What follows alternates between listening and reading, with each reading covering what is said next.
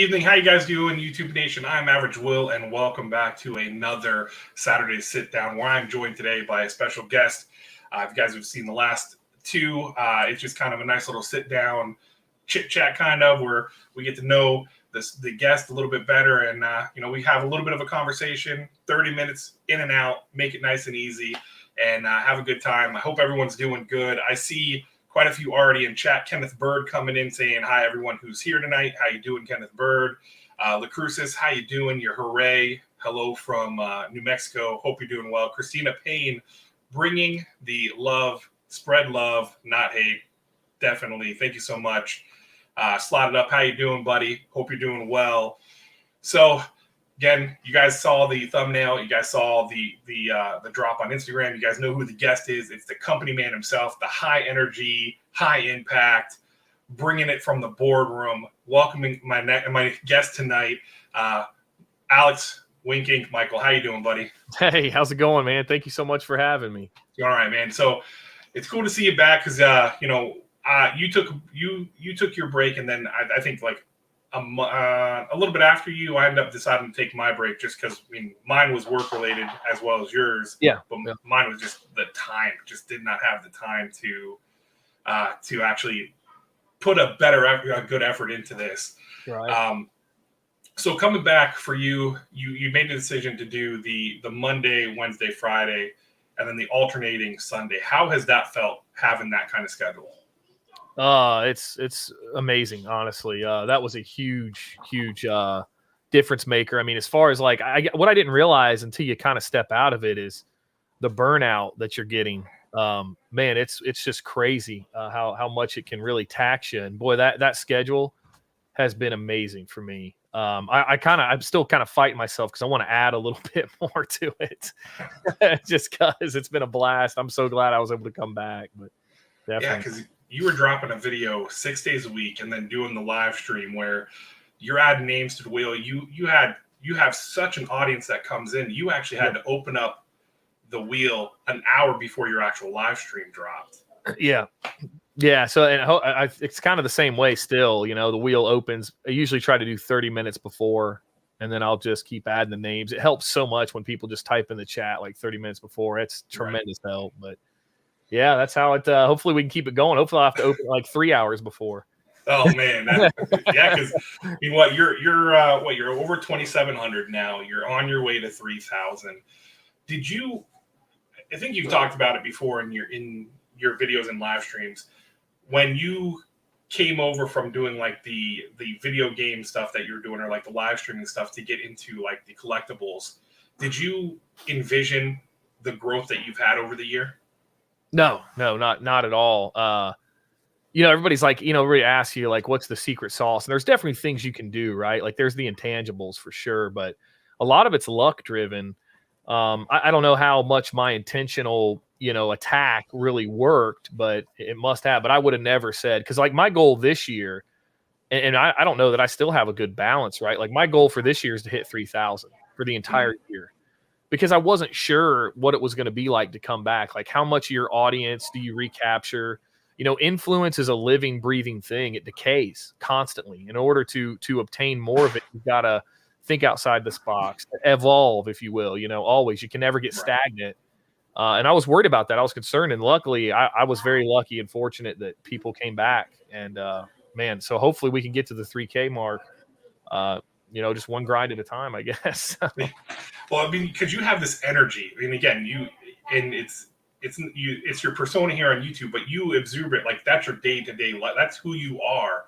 Yeah. And I think that's what comes off is it's that genuine, you have that high energy, high in your face kind of just high level energy. God, how many times I can say high level or high energy, but it just seemed like, and I think that's what makes people gravitate to you is just, you have that. Cause that's one thing for me, as I was finding different YouTube channels, when I came on your channel, it was that one, you had fun with the boxes. You didn't seem like it was that forced whatsoever, and you were genuine. So that's really cool to see.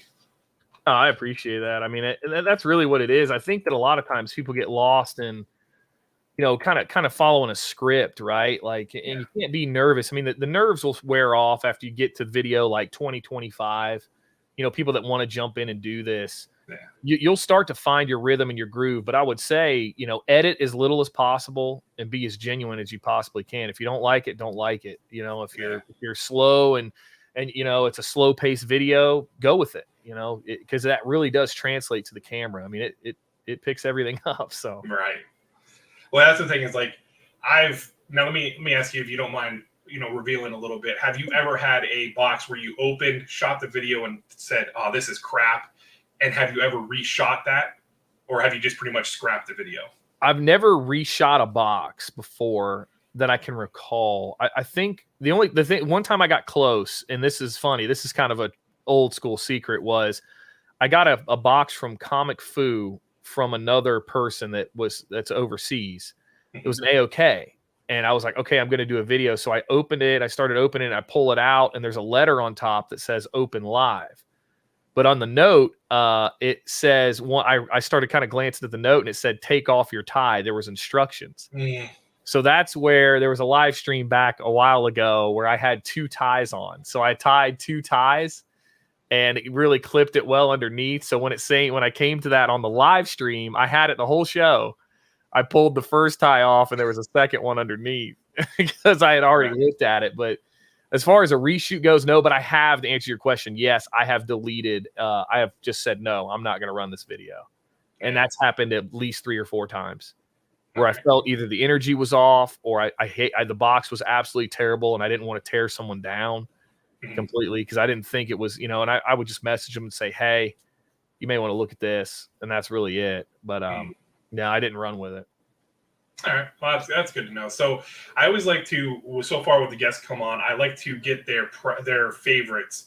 I know you're a villains guy, so we'll get to that in a second. But I want to know your top 3 favorite superheroes.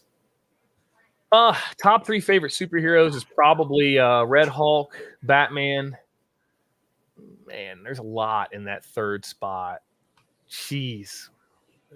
I'm looking at my wall here. It's hard to come up with the superheroes. Maybe Spider-Man, because of the different ways, as generic as that sounds. But there's a lot that really could round out that 3rd spot. So who's your favorite Spider-Man in movies? I would have to say Andrew Garfield. Oh, okay. Yeah, I know that's odd. And then Tom Holland's a second close, though. Yeah. I got to give it to him. He's really good. And I'm surprised how many people actually like Toby over the really? 3. And I was just like, man, that 3rd movie was so awkward with him. Yeah. He got the symbiote, and the memes and everything from that movie are never ending. He was fantastic when that was all we knew, like when it was like, oh, this is Spider-Man, this is great. And then you realize you go back and you're like, boy, this was not that good. Yeah. So, okay, now we'll go into, because again, I know you're a villains guy. Who are your 3 favorite villains? I would have to say Omega Red for sure. And this changes a lot, Magneto's up there right now for me. I'm loving Magneto and stuff just because I'm kind of rereading some old X-Men stuff. Mr. Sinister is huge up there for me.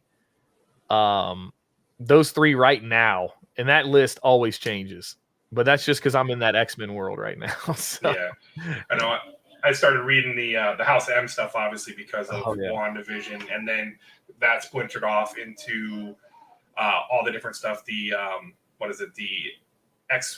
Powers of X and stuff like that, and reading all that where you find out which I think it'd be cool to see, and with the announcement that the X-Men are going to be coming into the MCU finally as the mutants.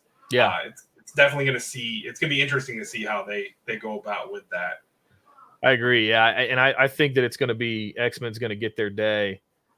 So, I mean, I think it's time. They're coming for sure. Well, you got Omega Red. Right, they're talking about him coming into one of the shows, right? Falcon and Winter Soldier, he's rumored. Yeah, he's rumored to be in that, which that would be tremendous. Hopefully they do him right where he has some staying power. Yeah. All these copies of X-Men 4 I have. Right. I know. I just actually picked up a couple copies of that, and then I'm right now currently going after a lot of ASM 344 to get the first Cletus Cassidy to a good key to get, and it's reasonably priced still. Out of everything, That might not be a bad one for sure. Try to send some into CGC and get some hopefully hit some 9/8s.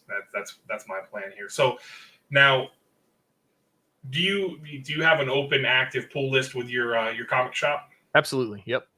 So what are some titles that are on your pull list? Yeah, so I've got just added Berserker, obviously. That's on the pull list. I've got Batman. I had basically all of Future State on there when it ended. I have Conan. I love Conan. It's a big Conan fan, so that's on there as well. Star Wars High Republic. There is a pretty substantial amount. I've got Shang-Chi. I love Shang-Chi. That's a great book. It's not getting any love at all, but it's really, even the new one's pretty solid. I like that. Trying to figure out what I picked up. Something is Killing the Children is on there as well, or was. Is it done? No. It'll be back. Yeah, it comes back. They're taking a couple month break, and then they're coming back with essentially book 2 in March or May. Okay. I mean, so May it'll come back, and it's going to be Erica Slaughter's origin story. So. Oh, okay, cool. I've got some other obscure ones. I've got like Dune on there as well. A lot more indies than I've ever had. I never used to even pick up an indie book. And now, I mean, it's probably 25% of my pull list at least. Yeah. So what was your take on, I didn't touch any of the Future State stuff because I'm not the biggest fan of DC. Aside from, I really do like Batman, and I read the Strange Adventures. So with Future State, was it good? I know that they're bringing back this stuff for print. They're going to be doing like the Teen Titans Academy and whatnot. Yeah. So what was your take on all the different series that came out with it? I mean, I think that Future State's interesting. I think it would have been a lot better received had they not stopped everything for it. Like if you would have just put that in there with the rest of the runs and just kind of kept the other things going with Future State kind of on its own, I think it would have been a lot better received. But since they kind of stopped everything for it, I think that's why maybe it got a bum rep, because it really isn't for everybody. I mean, and it's like anything. Some of it's good, some of it's bad. I mean, I didn't read everything that it had, but I really liked Titans. Teen Titans was great. I love Teen Titans, though. And I got to say, the Batman I felt was pretty good. You got to really be dialed in with the multiple story thing going on, but it wasn't bad. I mean... Yeah, that's the thing. I've heard good things about the Swamp Thing book, and I think they're coming back, and that's actually going to become a series. I believe that's one of the ones that they're going to keep.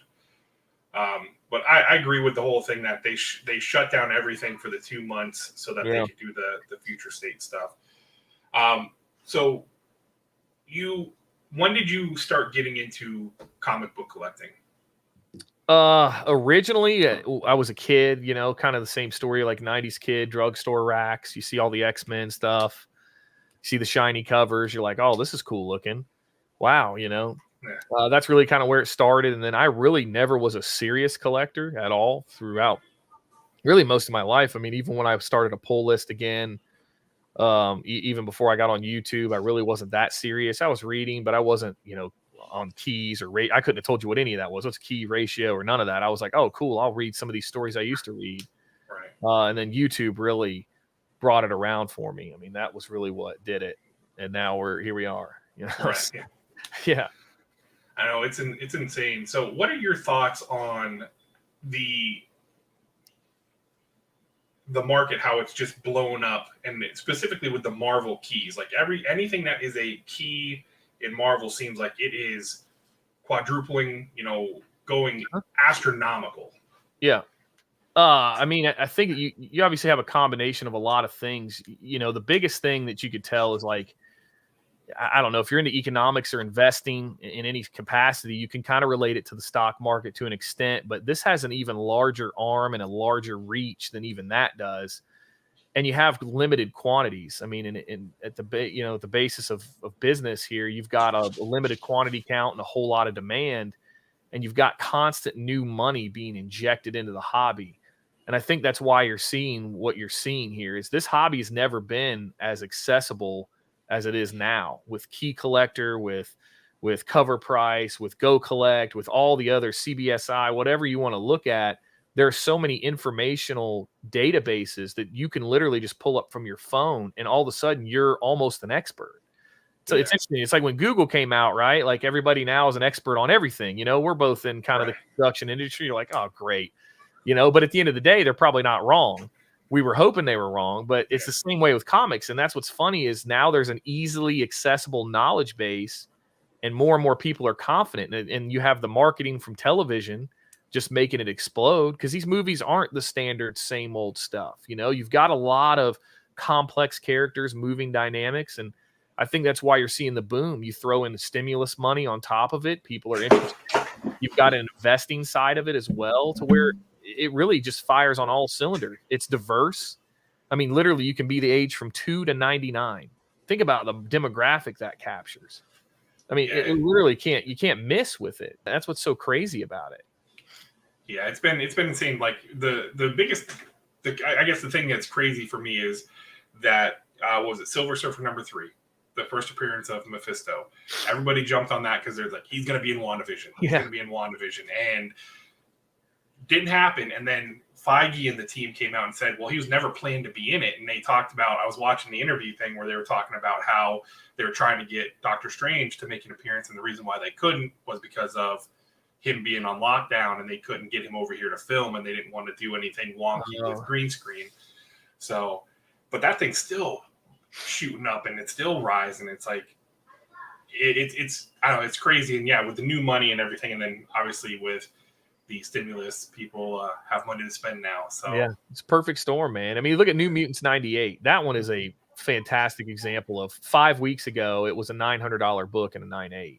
Yeah, maybe $1,000. Now it's a $2,500 book and a 9.8. All because they said, hey, Deadpool is going to be taking the place of Stan Lee in the cameos for every movie. Right. I'm sure that had something to do with it, but what the heck is the driving force? I mean, Deadpool, to me, if anything, I feel like that one is a little risky, right? Because once Ryan Reynolds is finished with that character, those are some really big shoes to fill. There's not many times that an actor transcends a character, but in that case, you can almost kind of see it a little bit. And then, what is Disney's commitment to rated R films? Obviously, they're okay with that one, but that's probably not going to expand beyond that. And that one's grandfathered in. So, to me, that one could cool off really quickly, Yeah, and I mean, like you said, once Ryan Reynolds says that he's done enough, who could play Deadpool aside from him? Just the mannerisms, his voice, and everything. That's it. Yeah, it's crazy. So, oh man, lost train of thought. Oh, I want to talk about the mystery boxes. Now, you've had a very, very big variety of them between Funko Pop, comic book, and then even some of the gaming ones. Do you still have any of the gaming ones coming in, or after the year subscription you had with them, you were done with them? So after the year, I was done. I had a really bad exchange with that retro game treasure. Yeah. You did not. You were not happy with what they said. They weren't happy with me either. So and it was a really bad exchange there at the end. So that one really died out bad. I mean, I bought it and everything, but they just weren't happy. They're like, "Well, you're not." I was like, "Okay, whatever." But no, Video Games Monthly, you may see a return there. I'm not sure yet. We'll see how that goes. It's interesting because you have to really hone in that's a lot less videos. You're talking 15 less videos a month almost. Right. That's a ton less. So it definitely, you have to be strategic in what you get, but you want to still remain diverse. Yeah. I hope to add those in. I think the collectible boxes I'm kind of over unless I do them on my live stream. Like the Zobi and I've got the band box still. I still have the band box. I love that little box. So you'll see those on the live streams for sure. Yeah, I had to. What's nice is when you get set up with them, you can take a break from them. Yeah, and I'm kind of doing that right now just because I have so many. You can only have so many prints, and they are good to do in giveaways and everything. But then there's so many you want to keep, and then you're looking. I'm like, I got 3 drawers full of prints that I can't put. I have no wall space to put anything up. I've got limited wall space, so yeah. All right, so now I want to talk because the thing I think is great is the whole loot crate thing. Because, man, I remember when I got a loot crate, it was back when my daughter was, it was like when it first came out. I got my daughter and my wife one for Christmas one year and never renewed it and everything. And then I saw people doing videos, and then I heard about the whole bankruptcy thing, or they were going out of, that whole debacle. And you were getting them, and then you killed them, and then all of a sudden you popping up with your w1nkinc boxes with all the Loot Crate stuff. How did that, if you don't mind talking a little bit about it, how did that come about to really stick it to them and be like, well, I'm going to take your stuff and give it away? So this is interesting. I have a guy that I know, a buddy of mine that lives out in California, and he is into the liquidation sales and storage locker sales and everything else. And he came across where they filed bankruptcy, and a lot of people don't know how bad a shape they are or were. I'm not sure that they still are.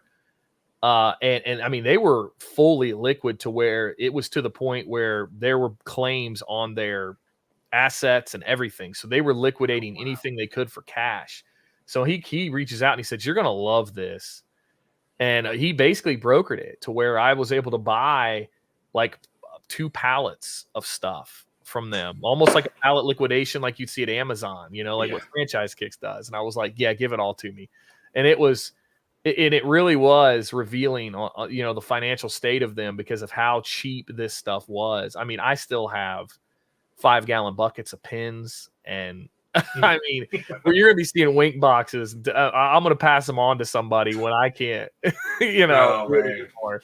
That's how much of that I have. But funny thing coming up, I got a box from Loot Crate. Oh, oddly enough, I didn't order it. Weird story, but that's coming up on a live stream soon. You'll see. I don't know what's in it. If it feels like a normal Loot Crate, I haven't bought anything from them for a year and a half. Just showed up at my door like 9:30 from FedEx at night. That'll be interesting. Let's see what it is. I hope it's not ticking or anything. Yeah, I mean, the pallet thing is crazy. I know where I'm at, Amazon has a distribution center like about an hour away, and I've actually had like my mom, because my mom knows I do mystery box, or I buy the mystery boxes, and then I do sell some of the stuff. She actually told me, because a lady she was selling a house to was like telling her all about it, the whole thing and everything, and she's like, well, I know my son does this stuff, so she reached out to me. I'm hesitant because I just don't want to have all the stuff from the pallet and having to try to go through and catalog everything and sell it. Yeah. So. No, see, I've got one like 10 minutes up the road. They do the same thing. It's like the second largest facility from Amazon, and they do the same thing, but it is, and they're definitely not as lucrative as they used to be. Like they used to be full of good stuff, but now Amazon's kind of figured out how to lean on vendors, because that's the great thing, like that Home Depot, Lowe's, Walmart does, is they say, hey, Mr. Vendor, yeah, sure, we'll put your product in here, but anything that doesn't sell, you're buying back, even if it's damaged. We don't care. Well, Amazon is getting into a similar formula as that. They're realizing the leverage they have with the buying power and the vision. They actually get a lot of views and whatnot. So anybody would be like, oh, I need to get my product on there. So that's starting to get a little less, but still, I mean, still Franchise Kicks. Clinton gets them and kills it with them. He did like a job. Yeah, he did like a 20 or 30 part video with one of his big order. He did a big series on one of the things he picked up, and it was just like, dude, I don't. It's got to. I mean, it would just be exhausting. But no, I couldn't do it. He's a grinder for sure, and people hate on him for it. But that's true. I mean, man, that is true. I mean, he does. He puts in the work. I mean, that's a ton of work to sell mops and brooms and buckets and junk. It's like, man.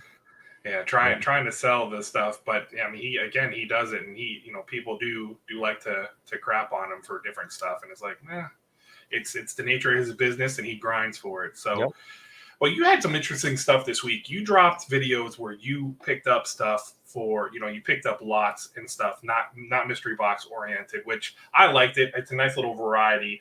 Is that something where is it going to be a little bit more, not prominent, but we're going to see it a little bit more routinely on your channel? Yeah. I think those were definitely some tests. I wanted to see what people thought, what the reception was. Yeah, definitely. I mean, because when you do step away and you start to become a more serious collector, if you're a brand new collector, mystery boxes are awesome. And they can be if you are strategic about them and find good ones and community ones. But as you get more seasoned and get more stuff, you definitely want to hone in on what you want, and everything starts to become a a key, right? You know, like I'm looking like, gosh, that $30 band box is a $30. You know, I could buy an X-Men 4. Right. You know, everything becomes in terms of keys, and you're like, man, well, if I buy this torpedo box for 100, I got a 1 in 100 chance of hitting the grand prize, but that's $100 I could spend on a full run of Devil Dinosaur. You know, you're like, geez, just becomes a little bit more realistic, and I don't know. I think you got to have a balance. The mystery boxes are a blast. I mean, that's me. I love to gamble though. Same here. Yeah, that's why I do them. Yeah, I'll have people like that because I've slowly like let people know about this. Like they'll come in and they'll see it because I'll share it to my Facebook page, which has all my personal stuff, so it's like I'll share the video on there just to involve some family and friends in it. And I have people tell me, well, aren't you just throwing your money away by getting a mystery box? I'm like, not necessarily. Plus, I like to gamble. Yeah. It's like that gamble aspect. So. In comic books too, you rarely throw your money away now. I mean, you can definitely get some turds, but man, to have a chance to win a monster, whew, that's and I think when you go through the community mystery boxes, those are the ones that they put a little bit of more love into them versus, hey, we're gonna make a 500 box run, and you have a 1 in 10 chance to get this ASM 300. So yeah, that's true. Yeah, I still buy them all anyway. I know. I mean, I finally broke down and got a couple torpedo boxes coming. So, dude, you can't pass them up. I mean, I tell everybody that 1 in 100 chance to win a Mega Grail, and not like some silly like Hulk 181 80. Like what? Yeah, I know. Yeah, that book goes up $500 a week. Yeah, that's why I'm hoping somebody drops like a Journey into Mystery 83 mystery box as the GP, because I'd buy the shit out of those. So yeah, because that's the one that's my holy grail is first appearance of Thor. Well, that's good. You can have that. We'll swap because I got a lot of other targets. Yeah. Well, that book, man, I was joking with my wife the other day. I'm like, oh man, to get a decent grade, I'd have to refinance the house. Yeah. And everything. I'm like, just the price of them is just. She on board? Crazy. No. No. She's like, do you want to die in your sleep? I'm like, no, I don't. I like my life. So. Oh man, it's a good investment though, man. Yeah, it's insane, man. And that's diamond hands. Hold on to it. Yeah, I look and I'm like, I look at it now. I just wish I could have. I mean, I wish I would have found this sooner, just to be able to get some of these books that are right now just unattainable because of price wise. But that's the joy of it, though, getting in here and meeting people in the community and getting these different mystery boxes. Yeah, no, that is what's amazing about this is this community we have. There's so many good people. Everybody says it, but man, it's true. It's true. I know people get too tired of hearing it probably, but oh yeah, probably. It's so true, man. I mean, when we all go to this convention and wherever this is going to be, oh my gosh. I'm just better be ready. I'm waiting for C2E2 to drop the news that tickets are going to be available. Oh, man, dude, this is going to be a nightmare. Nightmare for them. Yeah, there's nightmare for them. Yeah, there's not going to be enough liquor in the city. Everybody is going to be there. Yeah, it's going to be. I'm looking forward to it because I want, again, I did one convention here in Tampa when they did the first Tampa Bay Comic-Con, but it was kind of like I didn't know what the hell it was all about. My wife wanted to go, so we went and we got to meet a couple of different people and didn't realize the gravity of it with all the comic books and even Funko Pops and other collectibles. And that's why I really want to kind of get in and try to meet some artists, writers and stuff like that. And then obviously meet people in the community. That's one of the things that'll be so awesome to do. Oh, I know it, man. I'm so excited for it. It's going to be incredible. Yeah. Because I think they actually dropped there was a collector's con in Dallas, right? It was Dallas this weekend that's going on, which is pretty cool. It's good to see, but they lifted their mask mandate, so we'll see what happens. Yeah. So what do you got coming up in the future on the channel? So I have I got that Spider-Man Booth V17 box coming up. Definitely going to be one to check out. I've got so I was able to see I guess people like the haul videos, so I submit a ton of stuff to CGC pretty regularly. So I've got a CGC box, dozen books that came back. So we'll do a little return submissions video on that. That'll probably be, I don't know if I'll do that next week or the week after, but Pop King Paul, Funko Pop Mystery Box, King of the Castle, got that coming in. So yeah, we got kind of the mixed content a little bit more, some bigger comic book boxes. I got some more locksmith, things like that. I'm trying to hone in on the bigger boxes to bring in the keys a little bit, but yeah, well, we got some good stuff coming, and we got, this Sunday, Bankrupt the Boardroom. It's coming back, the money wheel. You got to earn it though, but the money wheel will be back Sunday. Nice. I mean, that was a genius idea. When I saw you drop that a couple weeks ago, I was just like, "Oh, what is he doing?" I'm like, "Oh, this is great," but it's like, I feel bad if people hit hundreds. Oh, I know, man. So I'm gonna have to see, because I did retool it a little bit to make it a little more balanced. Like I said, I felt like there was too many 1s and 5s on there. Yeah. So I don't know. I'm gonna see how I can. I've kind of got a good idea to rebalance it, and I've got some ideas. I talked about those on that live stream we did, that members only. And we're gonna see what happens. I'm gonna try to keep it rapid fire too. I want to bring guests on again, but I'm not sure, when a good time is. I got a lot of people kind of lined up and interested to come on, artists and things like that. So we're gonna see how that goes. But I'm just kind of toying with the idea of, do I make that a different show, or do I bring that on the Sunday show where everybody's at? Yeah. Because I want to get people as much exposure as possible. So I just don't want that thing to drag on, like that can get too much. Right. You definitely don't want it to go beyond 90 minutes. 60 is the sweet spot, I think. Yeah. Keep people. I think nice cut to an hour. That's why I like to try to keep these nice and bottled up. So sure. Well, that's awesome. I'm looking forward. Again, I speak for so many people that are happy to see you back, happy to see you making videos, and when we get that notification at 8 p.m. Monday, Wednesday, and Friday, and then we get the notification that you're going live on the Sunday, every other Sunday.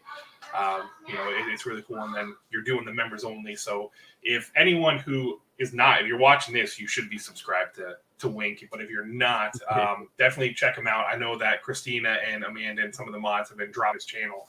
If you want to also see some cool perks with his membership, he's got a membership as well, which is pretty cool. He does members only live streams, which are a little bit more intimate versus having over 200 people in it. You get a nice little group of people. So I appreciate that, man. See, look at this, it's selling away.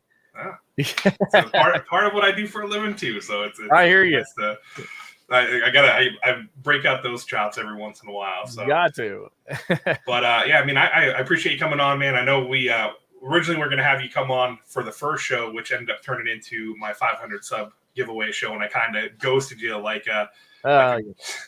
getting big time. It's what happens. I know. It's he forgets the company, man, huh? Yeah, I got the blinders on when that happened. I was like, all right, I gotta get this set up. I gotta get this all, and then it's nerve wracking, man. Completely forgot to shoot you a message. A live production is so nerve wracking. I mean, people, it is, man. That's why I got all these little tools and utensils here, where I'm like, I need a producer. This is crazy. Yeah, get you an executive producer. Yeah, that's what we need. We need something. We got some things in the works. Let's see. See how it goes over. Nice. Well, again, thank you so much for coming on tonight. I really do appreciate you coming on. And I'm trying to get something different here on the channel. I've got some things as well in the works to get some comic book people in, some artists and writers to kind of pick their brains, even some stores and whatnot. I'm trying to work something out with my shop since he has signings. So I'm trying to get some things brought here for the folks that take the time out of their day to come in and watch my content. So absolutely. So again, thank you, chat, for coming out. We're rocking at 17. You guys have been great coming in, chatting it up in the chat. God, I'm so good with words. But you guys have been great. Thank you so much. And again, we're going to be doing this every Saturday. Going to keep it about a half an hour mark. Hit up Wink if you guys haven't. You guys should, because if you're watching me, you're watching him. But his stuff is down in the description below. He's dropping videos every Monday, Wednesday, Friday. Lives every other Saturday. I'm dropping videos every Tuesday and Thursday, 6:30 p.m. Eastern, and then my weekly Saturday live stream. So yeah, thank you guys so much for watching. Till next time, I'm out.